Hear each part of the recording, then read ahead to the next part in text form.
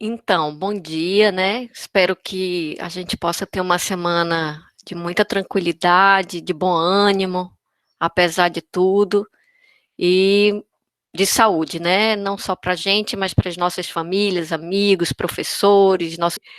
Eu queria falar na aula de hoje sobre survey, que é um assunto muito legal, assim, muito importante, até para vocês, quando forem ler algum artigo ou produzir algum material técnico, saber usar as palavras de forma correta. A expressão survey, ela está associada tanto à revisão da literatura, às vezes o artigo traz um survey sobre a extração de óleo de andiroba, por exemplo. Esse survey, se ele usa a palavra um survey, pode estar atrelada ou à revisão da literatura, ou estratégia de pesquisa para coleta de informações. Se for do primeiro, uma revisão da literatura, o título poderia ser uma revisão da literatura sobre a extração de andirobas. O segundo tipo de pesquisa que a palavra survey está associada é uma estratégia de pesquisa para coleta de informações. Por exemplo, você vai fazer uma pesquisa com uma comunidade de pequenos produtores sobre as técnicas que eles usam para a extração de óleo de andiroba. Por exemplo, você vai apresentar um questionário para eles e você vai ouvir esses pequenos produtores. O questionário é um instrumento que você vai utilizar para a coleta de dados. Mas a pesquisa que faz uso desse questionário chama survey. Às vezes, como a gente não sabe distinguir essas coisas, a gente empobrece a nossa pesquisa, dizendo assim que foi feito só um questionário e a pesquisa com o survey é maior. Então, eu vou explicar para vocês como se constrói, no caso, um survey que tem essa finalidade, que é ouvir uma comunidade sobre determinado assunto e reportar os resultados. Então, pouquíssima gente gosta de responder e às vezes nem dá prioridade. Então, existem coisas que você tem que fazer para que aquela comunidade se sinta interessado em responder aquela pesquisa. E é disso que a gente vai comentar a partir de agora, né? Então, olha só. Então, sempre o survey ele vai estar ligado a um estudo retrospectivo, que é assim, eu quero saber, eu implantei sei lá, um paisagismo numa comunidade, fiz um trabalho paisagístico numa comunidade, eu quero ver ao longo do tempo quanto aquilo impactou no entretenimento e na qualidade de vida daquela comunidade. Então, é retrospectivo porque você fez a obra de paisagismo, passado um ano, que aquela comunidade interagiu, tarará, tarará, você vai fazer o estudo. Então, ela é retrospectiva, porque foi uma ação ocorrida há um ano atrás.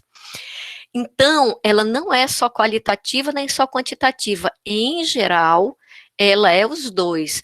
Você tanto pega dados quantitativos e faz métricas estatísticas, quanto você pega dados qualitativos, ou seja, você pergunta sobre a qualidade de vida, o que isso mudou, e às vezes as pessoas querem escrever. Então, você vai pegar trechos das falas das pessoas.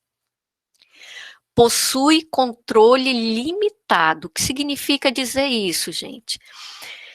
A depender do tipo de pesquisa que você faz, como essa de bola de neve, você não tem controle. Você não tem controle sobre o tamanho da amostra, porque você depende da colaboração da comunidade. Então, é um controle limitado. O survey vai utilizar um questionário sempre, porque ele vai ser executado em amplitude, e aí, se você fizesse uma entrevista 1 a 1, isso seria caro, não daria para fazer em amplitude, então por isso que utiliza questionário, e por isso que as pessoas confundem survey com questionário, mas, de novo, o questionário é só um instrumento de coleta de dados. E geralmente é aplicado, né, em amplitude, com uma grande comunidade. Objetivos. Então, o que você quer no seu survey? Você quer ter um survey do tipo observacional, ou experimental, isso aqui a gente precisava de um tempinho mais para explorar. Então, você tem que sempre deixar claro qual é o seu objetivo e verificar como ele pode ser mensurado. Onde é que a gente vai mensurar? Se são por questões de um questionário, eu tenho que ter clareza sobre essas questões. E aí, ó, deve declarar os resultados esperados. Quando você vai fazer um questionário, você tem que comunicar para as pessoas. Por exemplo, quando você vai fazer um questionário, tem questão 1, 2, 3, mas antes disso, você tem que explicar. Este é um formulário de coleta de dados no formato de um questionário que será aplicado para a população X, de tanto a tanto, tanto, e tem por objetivo identificar tal coisa. Ele tem que saber, eu vou responder para que isso aqui? Para saber o número de endividados, para o que ele vai, qual é o objetivo daquela pesquisa. Então, por exemplo, identificar a maior necessidade de capacitação para os novos contratados de uma multinacional. Então, e você está dizendo claramente qual é o objetivo da pesquisa. E outra coisa importante é dizer o que aquela pessoa ganha com isso. Mas eles podem ganhar, a gente não pode dar caixinha de chocolate para quem responde, porque senão a gente está envezando. A gente não pode dar dinheiro, não pode fazer sorteio, mas a gente pode dizer o que ele vai ganhar com isso. Os respondentes, ao responderem essa pesquisa, vão ganhar curso de capacitação que atenda aos seus interesses, que sejam de escolha dos próprios colaboradores e não que venham de cima para baixo. Isso é um ganho, gente. Imagina você fazer um curso que você não escolheu, alguém escolheu para você ser obrigado, tipo esse curso da Andresa, que você está sendo obrigado, né, a participar. Brincadeira, hein, gente? Coisa boa esses cursos aqui. Mas imagina numa empresa, o cara botar um curso X para você e você se matando para aprender outra coisa para executar seu trabalho. O que você ganha ao responder? Você ganha a possibilidade de fazer um curso do seu interesse e não imposto pela empresa. Aí ele se motiva para responder. Eita, deixa eu ver se eu respondo mesmo. Então, tem o objetivo, e também é importante você declarar, depois eu vou mostrar para vocês onde é que você declara isso, que esse respondente ganha ao responder essa pesquisa, que não é chocolate, que não é brinde, é esse ganho social que ele vai ter retribuição. De onde vem o objetivo? Da necessidade percebida, é isso que move o teu survey. Qual é a necessidade que você tem? A minha necessidade é identificar o impacto na qualidade de vida após a implantação do projeto de paisagismo na Praça X de Ji-Paraná. Isso é uma necessidade que você percebeu. Pode ser derivada de uma pesquisa bibliográfica, você pode olhar uma pesquisa bibliográfica, por exemplo, que tenha survey, e aí você dizer assim, rapaz, esse survey tá beleza, mas eu identifiquei aqui uma lacuna, eu vou fazer um próprio para checar essa lacuna que eu observei. Ou você pode vir por ser um expert no assunto, ou por ter feito uma atividade que você entende daquele assunto e quer fazer um survey como esse que eu disse, do impacto de um projeto de paisagismo na praça tal de Ji-Paraná. E como isso mudou na qualidade de vida. Então, esse processo, gente, é fundamental. Se você errar no objetivo, certamente você vai sair enviesando as questões do survey. Como é que a gente começa a planejar o survey? Já estou no passo 2, hein? Então, passo 1 foi os objetivos e agora o passo 2 é você planejar. Eu sei qual é o meu objetivo e agora eu vou focar nesses objetivos. A primeira coisa, gente, é fazer um cronograma. O cronograma daqueles 9 passos seguintes, né? O planejar, depois o fazer o questionário, depois o coletar. Porque, por exemplo, se você quer coletar o survey em uma semana, aí você vai ter que pensar, a coleta de dados em uma semana é suficiente? Então, tudo isso tem que ser colocado num cronograma. Não esquecer de incluir no seu planejamento, por exemplo, o comitê de ética.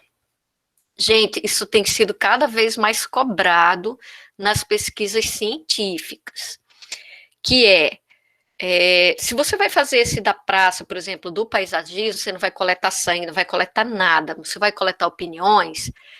Se você não submeter ao comitê de ética, embora isso seja relevante para o comitê de ética, você tem que fazer o termo de consentimento livre e esclarecido e pedir para essas pessoas assinarem. Então, isso, gente, é muito importante. Se você colocar esse termo de consentimento livre e esclarecido no Google, vai aparecer vários exemplos de termos, e você pode adaptar um. Esse termo, ele deixa claro a pesquisa, o objetivo, quem são os pesquisadores, que eles podem desistir a qualquer momento, o que ele ganha ao responder, que não é o chocolate, né, não é, mas é a contribuição social para essa pesquisa, e você tem que pedir para eles assinarem, você também tem que dizer o risco da pesquisa, então tem exemplo, isso aqui vale a pena só uma discussão sobre o comitê de ética, e você pode submeter seu projeto pela plataforma Brasil, eu acho que vocês devem já ter ouvido, quando você submete para a plataforma Brasil, então ele vai ver de onde vem esse projeto, do IFRO. O IFRO tem comitê de ética? Se tiver, em geral, vai para aquela instituição, o comitê de ética daquela instituição. Se não, vai para os comitês de ética de instituições mais próximas. Então, é sempre importante incluir no planejamento a submissão no comitê de ética. Isso demora, gente, a resposta do comitê de ética. Então, no teu planejamento, você já põe aí 2 meses, no mínimo, esperando a resposta do comitê. Então, você vai ficar lá esperando para poder aplicar a pesquisa, uns 2 meses. Professora, se eu não botar isso no comitê de ética, qual a consequência? Bom, se o seu trabalho não tem implicações, danos para a população, exemplo, não tem risco de uma pessoa cair, cortar um dedo e tudo mais, então você diminui o risco de você ser judicialmente implicado a pagar custos de uma pesquisa devido a um dano sofrido por uma pessoa na sua pesquisa. Mas existem outros tipos de dano. Exemplo, imagina que você vai fazer uma pesquisa, não é o caso de vocês, mas só para vocês terem uma ideia, onde você vai fazer algum tipo de pergunta que tem a ver mais com psicológico, isso já aconteceu. Exemplo, você vai ouvir uma comunidade de cegos. Lá pelo meio da entrevista, ou da resposta ao questionário, essas pessoas têm um gatilho e começam a partir dali ter síndromes de pânico. Então, elas podem comunicar aos pesquisadores que, depois da pesquisa, elas tiveram crise de pânico após responderem, sobretudo, as questões X, Y e Z. Então, por isso que é muito importante a gente passar por um comitê de ética, ter essa avaliação, alguém além de nós atestar que aquilo ali está ok, que está claro as responsabilidades de cada um, porque a gente não sabe.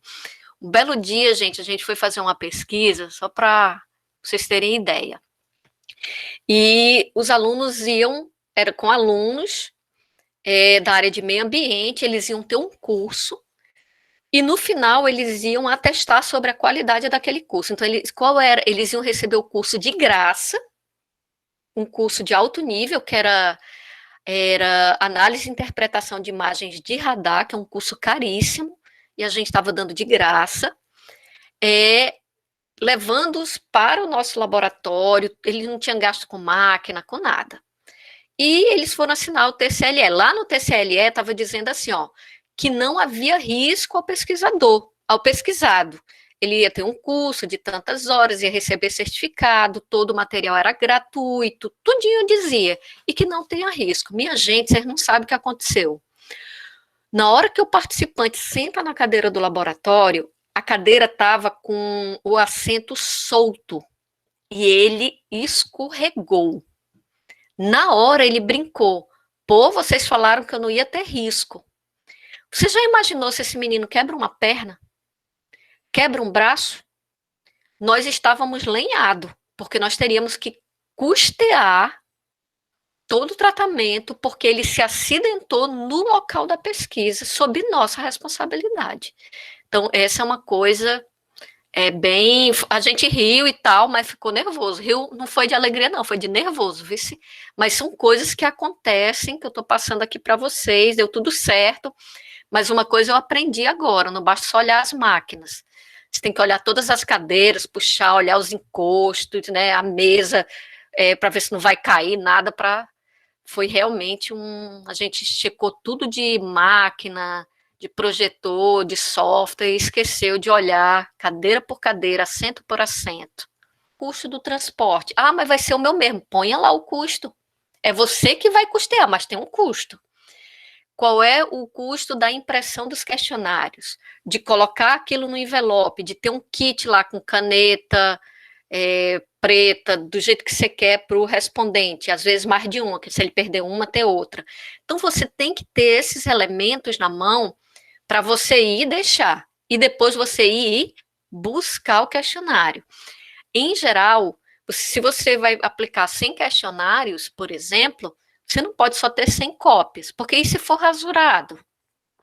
E se perder? Então, tudo isso você vai ter que pôr na ponta do lápis. Recursos humanos, se é você e mais alguém. Recursos financeiros, né? Quanto se precisa de gasolina, de transporte com material. Logísticos, porque isso é importante. Você vai armazenar em algum lugar, sei lá, você chegou naquela comunidade rural num dia e só vai poder falar com os respondentes no dia seguinte. Qual é a logística que você vai usar? Então, você vai deixar isso arquivado em qual lugar? Você precisou levar um cadeado para fechar, para que não tenha roubo, né, ou coisa do tipo. O que você precisa, né? E, no caso sempre de survey supervisionado, ainda pensar na disponibilidade do pesquisador e também de treinamento do pesquisador, se não for só chegou a hora de projetar o survey. A gente estava ali projetando recurso, que também faz parte de projetar o survey, mas agora a gente vai fazer o desenho mesmo do survey. Então, aqui, ó, qual é o tamanho da amostra que eu espero? Aí vem a questão que foi feita antes, eu acho que pelo Luan. Às vezes a gente sabe a gente tem um cálculo da amostra. Por exemplo, eu quero fazer um survey com uma amostra representativa da população X. Então, eu quero fazer com a amostra representativa da comunidade X. Qual é a população daquela comunidade? Aí você faz o cálculo estatístico que diz qual seria uma amostra representativa daquela comunidade. Disponibilização do questionário. Isso é uma coisa que vocês vão ter que pensar. Em geral, hoje, a maioria de nós utiliza e-mail para mandar o questionário. Por isso que é importante você fazer um formulário no Google que já lhe disponibiliza isso gratuitamente, já manda por e-mail e, inclusive, já faz tabulação de dados para as questões de múltipla escolha, nas questões mais pontuais. Mas você pode mandar por correio, tem gente que faz por telefone. Por exemplo, eu estou participando de um estudo da Coronavac e eles entram em contato, eles fazem a pesquisa deles por telefone. Então, eles entram em contato, né? Eu fiz doação de sangue, né, e tudo mais, eles entram em contato. Você gripou na última semana? Você teve febre? Então, essa é uma pesquisa supervisionada por telefone. Eu assinei um documento de que iria atender o telefone, né? Porque às vezes você tem uma chamada que você, esse telefone não conheço, não, eu recuso. Então, não, eu assinei, eu salvei no meu celular o telefone, eles ligam, perguntam, você teve ganho de peso, você tem dormido? Eu tenho que responder essas perguntas E aí, de tanto em tanto tempo, eles ligam e fazem as mesmas perguntas. Então, esse é o tipo de survey supervisionado. Não é supervisionado pessoalmente, mas a pessoa está por telefone fazendo essa coleta de dados. E aqui, ó, tem ainda aquele que a pessoa vai na sua casa. Nesse tipo de pesquisa, que vai na sua casa, é o impacto disso tudo, você tem que projetar o survey. Para cada um desse daqui, gente, nós temos que ter os custos e as tecnologias apropriadas. Por exemplo, se você vai mandar por e-mail, se você vai mandar num papel e não num formulário eletrônico que já tabula esses dados, então se eu vou mandar num papel no Word, você já tem que mensurar depois quem é que vai pegar o que está no Word e tabular. Já tem um custo. Já tem uma pessoa que vai fazer.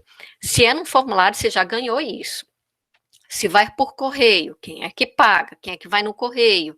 Como é que você vai rastrear que chegou? O que você vai fazer com aqueles que não foram entregues? Se é por telefone, que equipamento que essa pessoa que está no telefone vai ter? Em geral, é um tablet, que ela já fica ouvindo e respondendo no tablet. Quantas pessoas vão ter? Quantos tablets vão ser doados? Se é contato pessoal, como essas pessoas vão?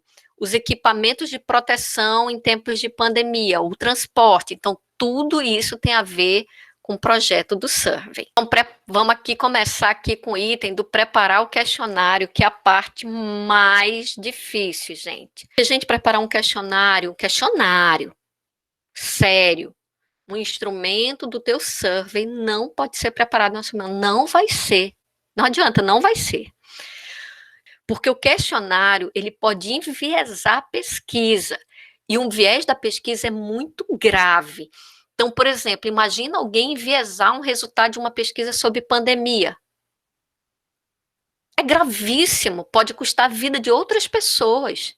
Então, a gente tem que ter muita responsabilidade, muita ética quando conduz uma pesquisa. Então, olha só, sempre quando eu começo a fazer um questionário para um survey, eu vou pesquisar na literatura outras pessoas que fizeram iguais a mim e que já adotaram anteriormente. Tem alguém que fez uma pesquisa com esse mesmo objetivo e tem um questionário disponível?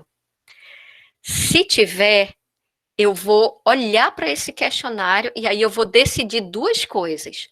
Se eu vou readaptar o questionário, três, né? Se eu vou readaptar o questionário, se eu vou usar ele na íntegra, ou se eu vou criar um novo, mas me inspirando nele.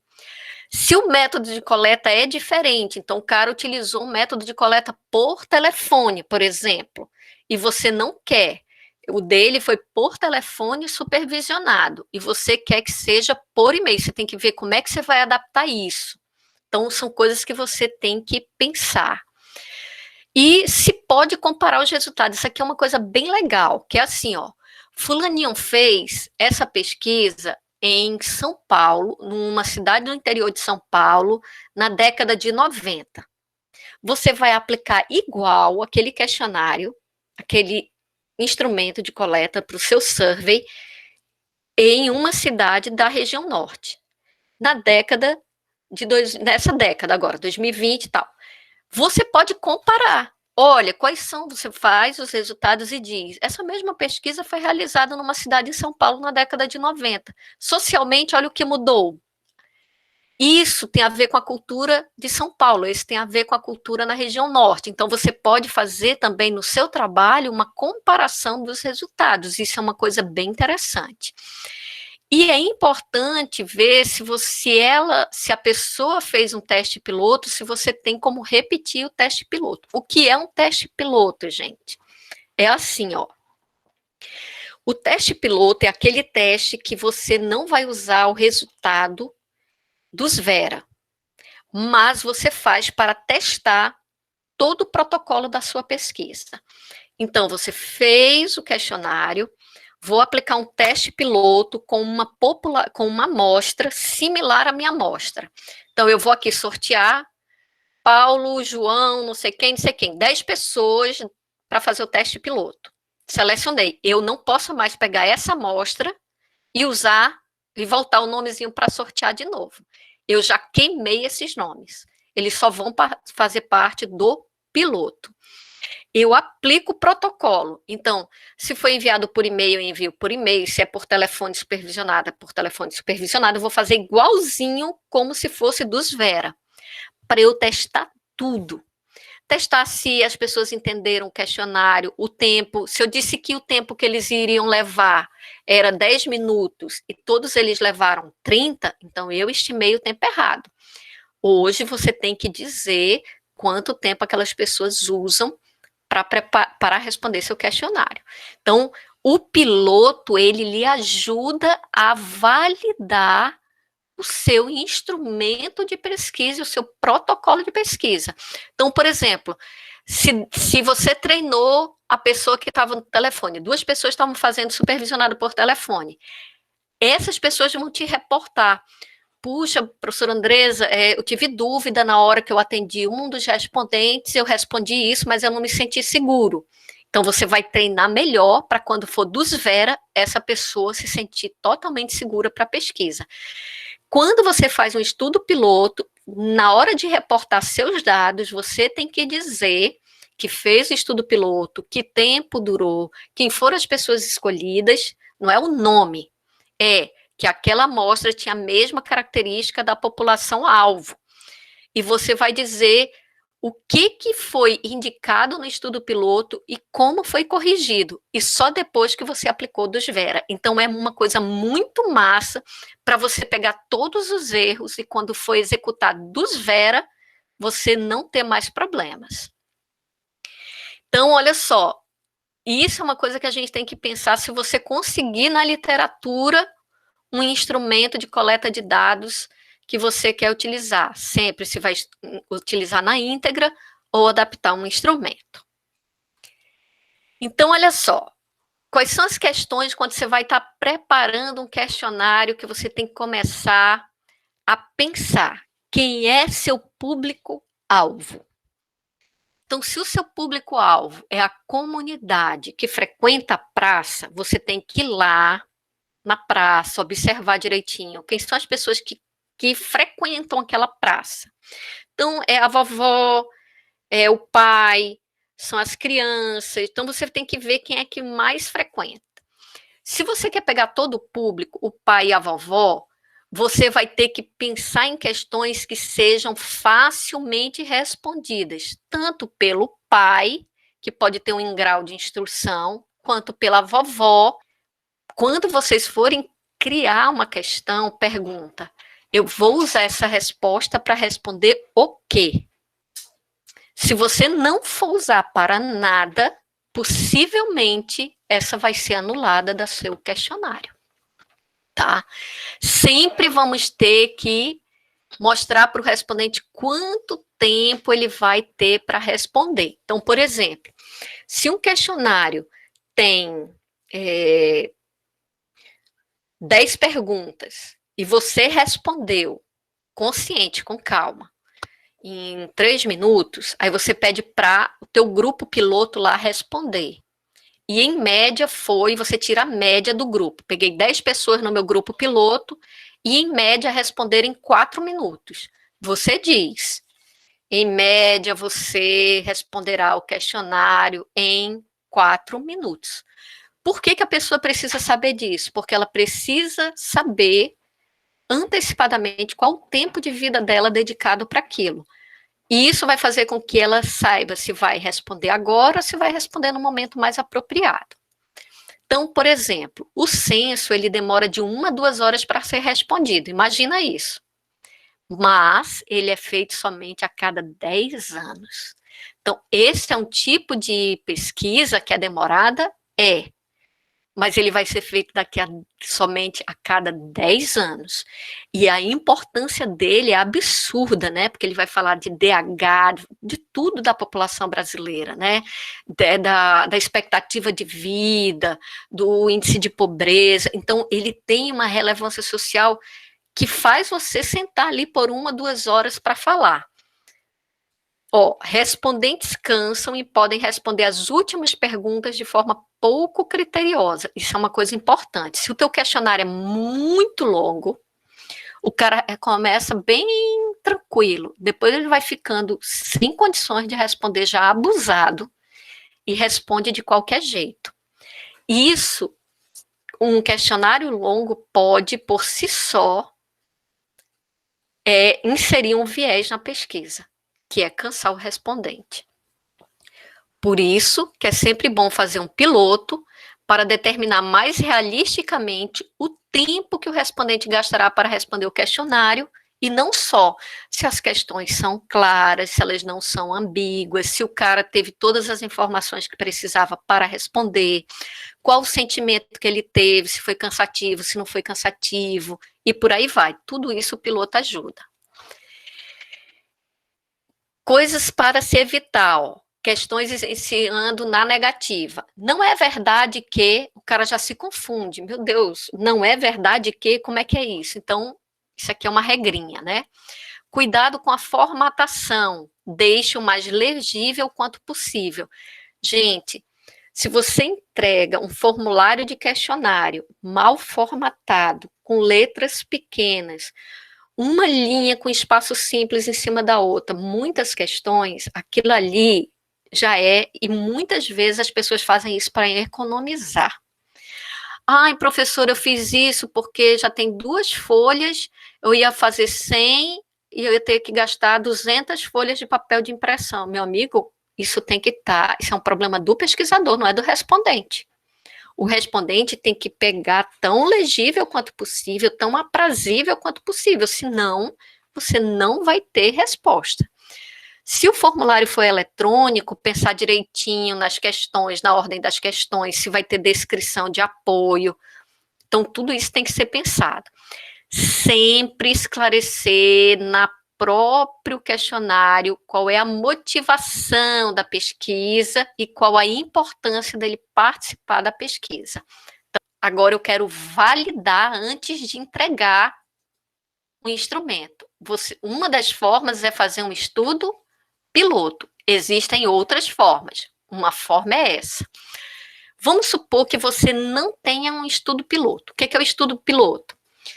Eu tenho aqui toda a população da comunidade, tem o nome deles aqui, vou separar 10, sobrou ainda 90 aqui.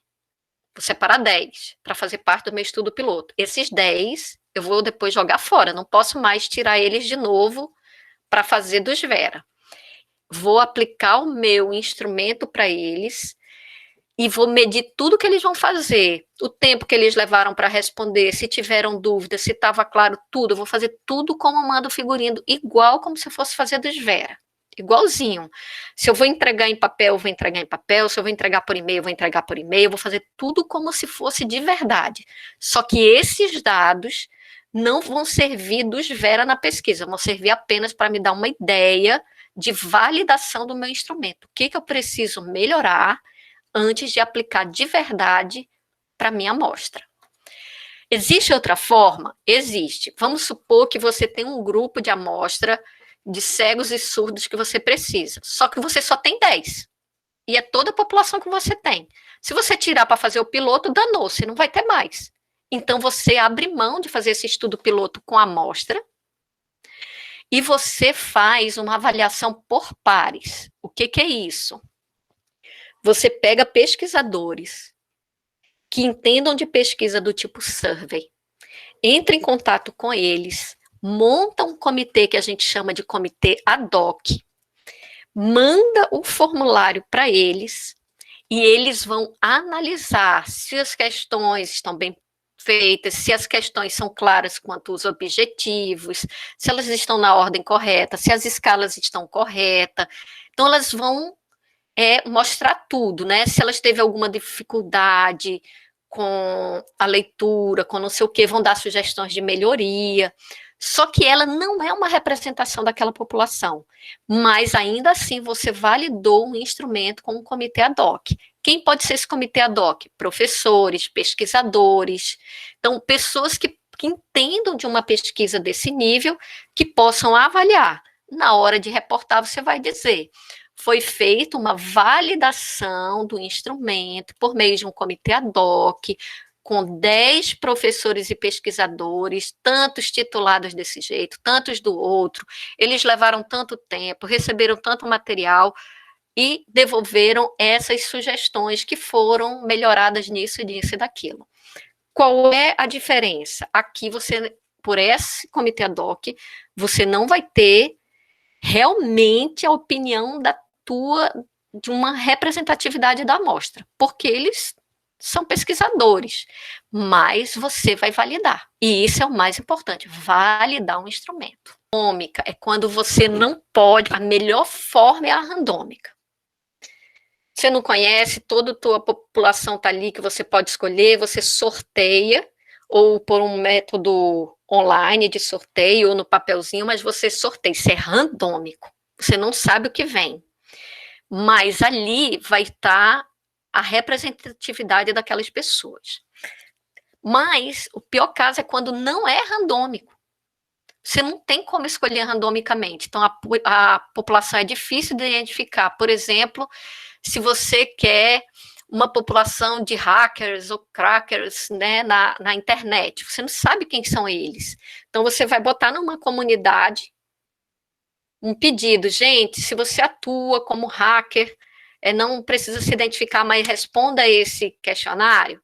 Então, a população é muito específica, de disponibilidade limitada.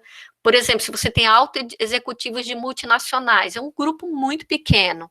Então, às vezes, você vai chegar nele, você sabe quem são eles, eu quero pegar os altos executivos de multinacionais da região norte. Você não tem como sortear não randômico, porque eles já são muito poucos, então você vai aplicar com todos eles, por isso que não é randômico. Então, que é as inferências estatísticas, né? Isso aqui, porque assim, um dos princípios da estatística para rodar testes estatísticos e aumentar a confiabilidade é você ter amostras não randômicas. Perdão, randômicas. Randômicas, que é a seleção randômica. Se você faz isso, você tem maior confiabilidade estatística. Isso é um princípio estatístico. Mas há casos que não é possível ser randômico. Por exemplo, esse. Pode até diminuir um pouco a confiabilidade estatística, mas ainda assim é uma pesquisa e tem validade. É isso que eu quero dizer. Existe o caso que também você não pode tirar de forma randômica, que é o que a gente chama de amostra de conveniência. Envolve a obtenção de resposta daquelas pessoas que estão disponíveis a participar. Por exemplo, alunos de uma escola, interceptação de pessoas na rua. Então, você está lá na praça e você vai interceptando. Você gostaria de responder uma pesquisa? O cara vai dizer assim, não. Tu vai obrigar? Não, passou. Vem outro. Puxa, por favor, você pode participar? Posso. Aí é por conveniência. Então, essa é uma questão. O problema principal com essa abordagem é que as pessoas que estão dispostas a participar podem diferenciar em aspectos importantes daquelas que não estão dispostas. Exemplo, vamos supor que você implantou um serviço, sei lá, para melhoria da extração de óleo, para paisagismo, para uma coleta, sei lá, de água para uma plantação, enfim. Quem vai estar mais disposto a responder sua pesquisa é quem vai reclamar. Quem está satisfeito diz, não, tu está satisfeito? Ele, tô, não quero responder não. Mas o cabo que está inconformado com alguma coisa, ele vai dar a mãozinha dele para detonar. Então, qual é a questão? Quando a gente tem uma abordagem por conveniência, tem duas coisas. Uma, você não pegar uma população representativa, por exemplo, você chega com a galera que está lá na pracinha. Possivelmente, os idosos, as pessoas mais maduras estão aptas, ou têm mais tempo, ou estão mais tranquilas para responder. Os mais jovens podem dizer, não, quero responder não. Então, é por conveniência, você não vai pegar exatamente a mistura que você queria. Você conhece eles três, você diz, puxa, se tu conhecer do teu grupo, Tu indica esse questionário aqui para eles responderem, eles vão passando e aqueles outros vão passando, é o que a gente chama de bola de neve, mas você não tem controle sobre isso. Todos esses tipos aqui que eu mostrei não são randômicos, né? Você não tinha um conjunto todo e saiu randomizando. Isso foi ou por conveniência ou por bola de neve. E a melhor dos mundos é quando ela é randômica, mas é o melhor dos mundos e nem sempre é possível, que é o simples, ou seja, você põe todo mundo num saco e separa, e tem a estratificada, que pode ser randômica. Como é que é isso, a estratificada? Imagina o seguinte, você quer fazer uma pesquisa com estudantes da graduação, mas existem estratos dentro dessa população. Por exemplo, eu quero separar aqui, num grupo, todos os estudantes da graduação que vieram do ensino médio de escolas públicas e que têm idade entre X e X anos. Aí você põe o nome deles todinhos aqui nessa sacolinha. Nesse outro, todos os alunos do ensino superior que vieram de escolas particulares com idade a tanto ano. Está estratificado noutra sacolinha. E outros, aqueles que ficaram em escolas mistas, ora estudaram na pública, depois migraram para particular, o inverso, que tem de tanto a tantos anos.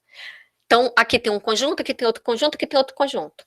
Você vai randomizar estratificadamente, então você tem que garantir que tenha um conjunto representativo dessas 3 amostras. Então, você vai sortear desse primeiro grupo um nome, depois você vai sortear do segundo grupo outro nome, depois você vai sortear. Então, você vai ter representações estratificadas de cada grupo. Então, se você vai separar 10 desse grupinho aqui, vai ter 10 desse grupo, 10 desse grupo e 10 desse grupo. Todos seguindo o mesmo processo de escolha aleatória, só que foi estratificada. Coleta de dados é o melhor dos mundos, entre aspas, porque nesse momento você dispara o questionário, você já passou por tudo, dispara, e agora você vai ficar na mão dos respondentes. Se o survey é supervisionado ou semi-supervisionado, o pesquisador terá que ter disponibilidade para trabalhar nesse período, porque ele vai ter que ficar ou atendendo, ou fazendo as perguntas, enfim. Se ele é não supervisionado, você tem que ficar de olho, se você fez um formulário eletrônico, acompanhando quem está respondendo, quem não está, mandando lembrete, mas essa é uma fase que dá muita ansiedade, porque a gente fica na mão das pessoas. Penúltima parte, gente, analisar dados, né? Você vai utilizar técnicas apropriadas para análise dos dados, então, existem técnicas apropriadas para as questões fechadas e para as questões abertas. Para as questões fechadas, em geral, se faz análise quantitativa, verifica se é possível utilizar algum teste estatístico. Para as questões abertas, existem diferentes tipos de análise, né? Análise de conteúdo, análise por categorias, então você vai ver que tipo de análise você vai fazer dessas aqui. E aí tem que consultar a literatura, pedir orientação. Por fim, reportar os resultados. O que é isso? Você vai contar tudo que você fez, ou em um relatório técnico, ou no seu TCC, ou num artigo científico, e você vai mostrar, igual como aquele artigo que a gente mostrou, ó, introdução, qual era o seu problema de pesquisa, por que você viu que o survey era apropriado, qual foi o objetivo da sua pesquisa, quais questões de pesquisa você precisava responder, como você planejou seu survey, quais foram as ameaças à validade. A gente não falou muito sobre isso, mas existem ameaças à validade. Por exemplo, uma da ameaça que nós não devemos nos preocupar é a da generalização. Todo pesquisador quer generalizar, mas nem sempre é possível. Então, você pode dizer, ó, com relação à validade externa, que é de generalização, não foi o intuito desse estudo generalizar por conta da população, era mais conhecer a população e tal e tal. Então, você pode discutir esses aspectos. Você vai mostrar como foi executado, em qual período, quem foram a população que respondeu e tudo mais. Mostra como você usou os critérios de análise de dados, os resultados e discussões. Então, isso aqui, ó, tudo vai ter que fazer parte do seu survey. Por isso que não é apenas um questionário, porque um questionário é só um instrumento que você utilizou aqui, ó, no planejamento e na execução. O resto, tudinho, você teve que pensar para estruturar. E sempre olhem como outros bons artigos reportaram estudos similares, porque a gente aprende com eles. Então, eu terminei aqui com essa imagem, né, daquela atleta suíça que chegou com cãibra, na linha de chegada morrendo, né? Que é mais ou menos assim que a gente fica quando faz uma pesquisa de survey, tem muita coisa para fazer, a gente chega quebrado no final, mas os resultados são sempre importantes para a gente demonstrar algo com um grau de validade de pesquisa.